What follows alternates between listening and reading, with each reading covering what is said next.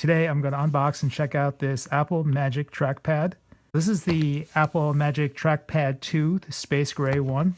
For some reason, I really like to use a trackpad when I edit video. I have a MacBook Pro. I love to use the trackpad when I'm editing video. There's something about just being able to slide back and forth on the timeline, jog in and out of the video, that seems so natural with the trackpad compared to the mouse for me. I had the original Apple Magic Trackpad, the older one, this one here, and I like that.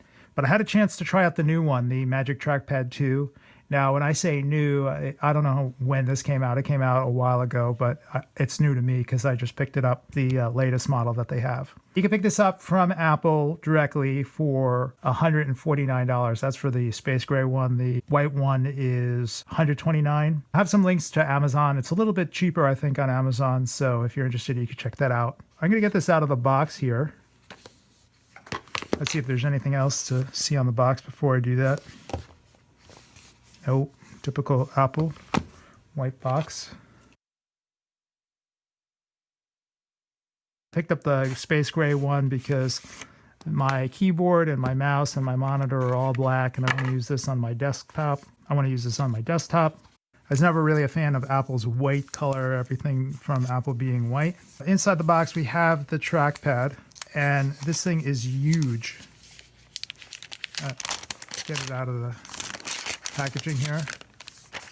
So this thing looks absolutely beautiful. You can see this is really huge. In fact, so it's 6.3 inches wide by 4.52 inches deep. That's 16 centimeters and 11.49 centimeters for electric types. It's wireless. It uses Bluetooth to connect to your Mac, and it comes with a USB to Lightning port cable. And you use that to charge it. It has a rechargeable battery in it. You'll see the lightning cable plugs in right there. Give that a try.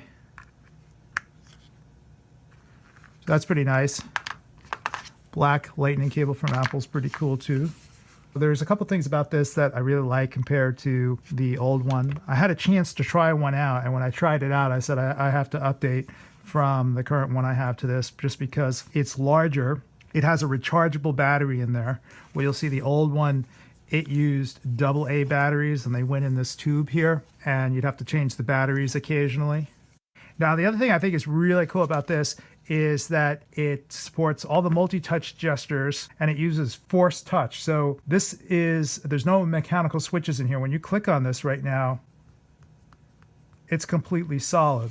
Whereas on the old one, if you tap on it, you can feel there's a mechanical switch in there. That trackpad, I don't know if you can hear that, it's actually clicking. But in this one, they use these little force touch motors to simulate the haptics for the feedback. So when it's on and it's paired with your Mac, it actually feels like you're clicking on it as long as it's on, as long as it's charged. You turn it off and then you tap on it and you literally feel nothing. That's very similar to the trackpads on some of the MacBook Pro keyboards. I think Apple makes the best trackpads out there. Their mice are terrible. I use a Logitech mouse. I'll have a link to that in the description below. Did a video on that. Their trackpads are simply amazing. They're the best trackpads that I've used. Now I'm going to use this to edit this video when I make this video.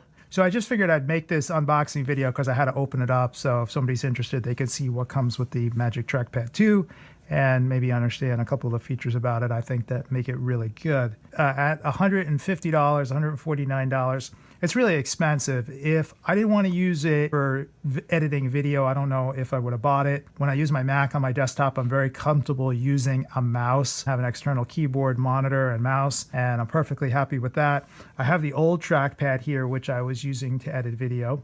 But it's just something about editing video using the trackpad that just seems so much more natural than using the mouse, at least to me. So I actually think of this as a video editing control surface. I think of it as really a specialized tool for that.